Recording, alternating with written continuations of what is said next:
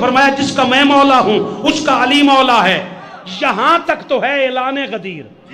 آپ کا موبائل چل رہا ہے تو ذرا آن کر لو, اس کو ریکارڈ کریں. یہاں تک ہے اعلان غدیر. اب میں جشن غدیر پڑھ رہا ہوں. یہاں تک ہے اعلان غدیر. جشن کیسے بنا؟ جشن تب بنا میں ہوں فاروقی.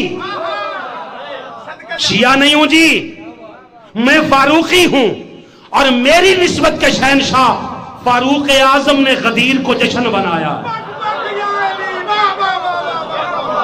یا بولو یا مجھے اجازت دو جناب. آپ کھڑے ہو گئے, شیعہ اسے اور تناظر میں لیتے ہیں. میں نے ہر علی کو ولی ماننے والوں کو سینے سے لگایا. ہمارا مسئلہ شیعہ سنیوں کا نہیں ہے, مگر ایک بات یاد رکھنا, جہاں پہ اختلاف ہو وہاں اختلاف ہے. آپ جشن کا اس سے بڑی دلیل ہی آپ کے پاس کوئی نہیں کہ اعلان تب تک تھا جب تک مصطفیٰ کی زبان پہ رہا. جب صحابہ کھڑے ہو گئے,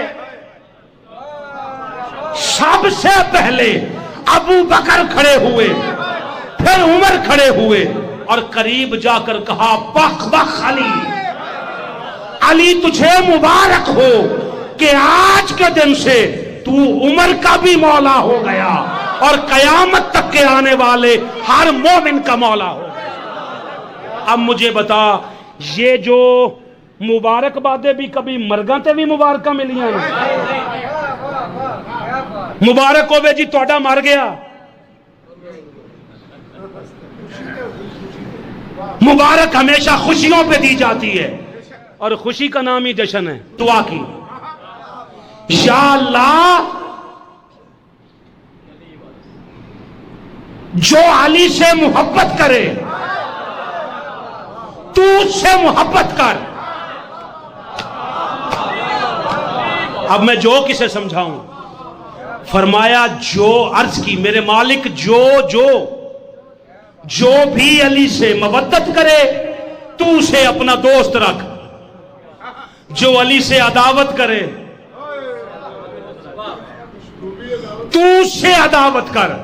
اب نہیں سمجھے, علی سے لڑنے والا علی سے نہیں لڑتا, مصطفیٰ سے لڑتا ہے, اور مصطفیٰ سے لڑنے والا مصطفیٰ سے نہیں لڑتا, خدا سے لڑتا. اچھا ابھی یہاں بات ختم نہیں ہوئی.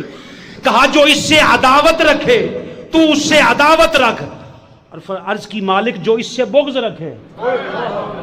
اب عداوت میں اور بغض میں کیا فرق ہے؟ میں ٹیچروں سے پوچھ لوں. عداوت میں اور بغض میں کیا فرق ہے؟ بغض دل میں رہ بغض دل میں رہ جائے تو بغض ہے, ہتھیاروں میں آ جائے تو لڑائی ہے. آپ کو بغض کا کیسے پتہ چلتا ہے؟ بندہ حسد نال بیٹھا, نہ کوئی تکلیف نہ ہوئے تے ایویں اے کتھے لکھا ہے. میں کہا تو تا لکھیا مندا نہیں. اگر تو لکھے ہوا کو مانتا ہے تو یہ سارے 30 پارے لکھے ہی گئے ہیں. اس میں آنا مان, حدیثیں ساری لکھی پڑی ہیں, اس میں اعلان ہے, اس میں جشن ہے. حدیث میں آپ کہتے ہیں نہ عید کہیں نہ جشن کہیں, نہیں کہتے. آپ بتائیے میلاد النبی کا جو ہم پہ اعتراض کرتے ہیں وہ کہتے ہیں آپ دکھائیں کہاں ہیں. کہا جمعے کو مسلمانوں کی عید کہا. لوگوں نے وجہ پوچھی, فرمایا آدم کے ولادت کا دن ہے, آدم کی تخلیق کا دن ہے.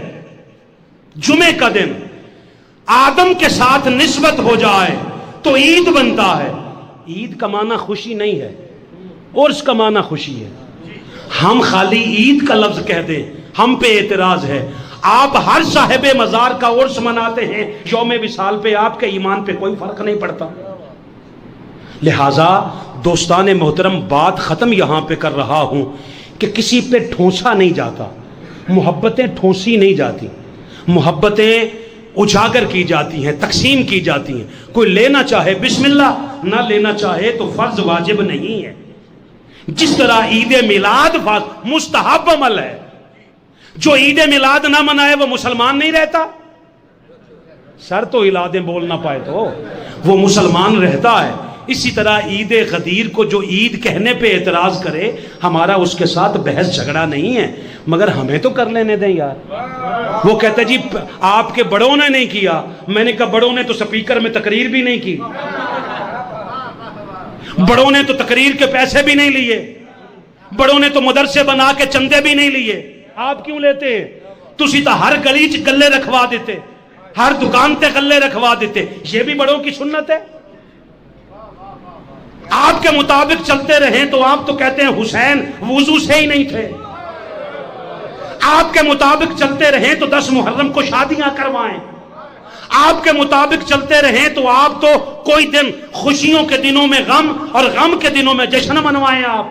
لہٰذا ہم اللہ رسول کے پابند ہیں، کسی اور کے نہیں، مگر جو ماننے والے ہیں یہ بھی کسی پہ ٹھونسے نہیں، کوئی نہ منائے تو اسے کافر تک نہ بنائے تاکہ امت میں توازن برقرار رہے۔ ہم کافر مشرک کی رٹ لگانے والے نہیں، کافر مشرک کی رٹ کو ختم کرنے والے لوگ ہیں، ہم امت کو جوڑنے والے لوگ ہیں، توڑنے والے لوگ نہیں۔ اس لیے محبتوں کا تقاضا یہ ہے کہ جب یہ سب کچھ آپ سن لیں، اس کتاب کو یہاں پہ ڈیمانڈ کے ساتھ لے لیں۔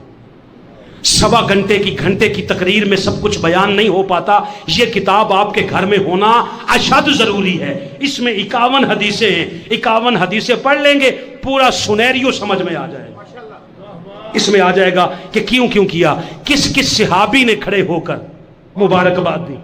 اگر صحابہ کا عمل بھی ہمارے لیے حجت نہیں تو پھر کس کا عمل حجت ہے؟ ہم نے تو سارا دین لیا صحابہ سے، کسی اور کا دعویٰ ہے کہ ہم نے صحابہ سے نہیں لیا، اہل بیت سے لیا۔ ہم نے تو اہل بیت کی فضیلتیں بھی صحابہ کے در سے لی۔ عثمان غنی کا جو منکر ہو، میں قرآن پہ ہاتھ رکھ کے کہتا ہوں ہمارا اس کے ساتھ کیا تعلق ہے، مگر عثمان غنی رضی اللہ تعالی عنہ کو بطور ڈھال نہ بناؤ۔